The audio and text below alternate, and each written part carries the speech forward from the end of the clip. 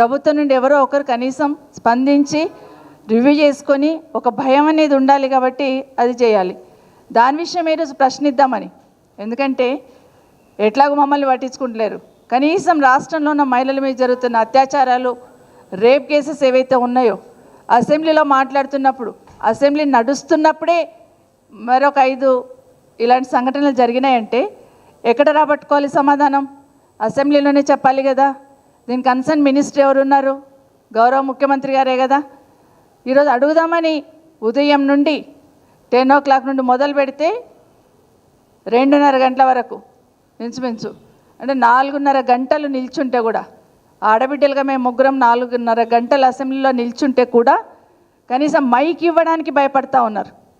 ఎందుకంత భయం అండి ముఖ్యమంత్రి గారు? ఆడబిడ్డలకు మైక్ ఇస్తే వాస్తవమే మాట్లాడతారు.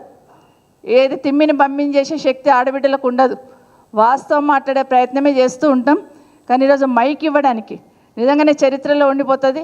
రేవంత్ రెడ్డి గారు ముఖ్యమంత్రిగా ఉన్నప్పుడు, కాంగ్రెస్ ప్రభుత్వం అధికారంలో ఉన్నప్పుడు అసెంబ్లీలో 3 ఆడబిడ్డలు 4:30 గంటలు నిలబడితే కూడా మైక్ ఇవ్వలేరనే మాట చరిత్రలో ఉండిపోతుంది. ఖచ్చితంగా మార్పు తీసుకొచ్చున్నారు మీరు. నిజంగానే ఆ సీట్ సైడ్ చూస్తూ ఉంటే, ఈరోజు ముఖ్యమంత్రి గారు కూర్చున్న సీట్ సైడ్ చూస్తూ ఉంటే ఎలాంటి మహానుభావులను ఆ సీట్ మీద చూసాం కదా.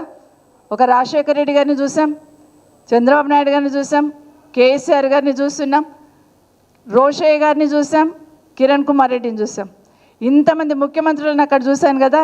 అక్కడ ఎవరన్నా ఒకరు అందరు కనిపించారు ఈరోజు మాకు. అక్కడ వాళ్ళు ఉండుంటే అయ్యో ఆడబిడ్డలు నిల్చున్నారే, ముందు వాళ్ళకు ఒక అవకాశం ఇవ్వండి, మిగతా తర్వాత మాట్లాడదామని మాట్లాడేవాళ్ళు. కానీ మేము నిల్చుంటే వాళ్ళ మొహాలలో రాక్షసానందం కనిపించింది. ఆశ్చర్యం వేసింది నాకు. ఒక్కరికైనా కనీసం ఒక్కరికైనా గిల్టీగా ఫీల్ అవ్వలేదు. 4:30 గంటలు ఆడబిడ్డలు నిల్చున్నారే అని ఒక్కరైనా గిల్టీగా ఫీల్ అవ్వలేదు. పైగా రాక్షసానందం పొందుతున్న విషయాన్ని ఈరోజు నిజంగా చాలా బాధ అనిపించింది. నిజంగా చాలా ఈరోజు ఒక విషయంలో, ఈరోజు ఎస్సీ వర్గీకరణ ఏదైతే ఉందో, ఆ రోజు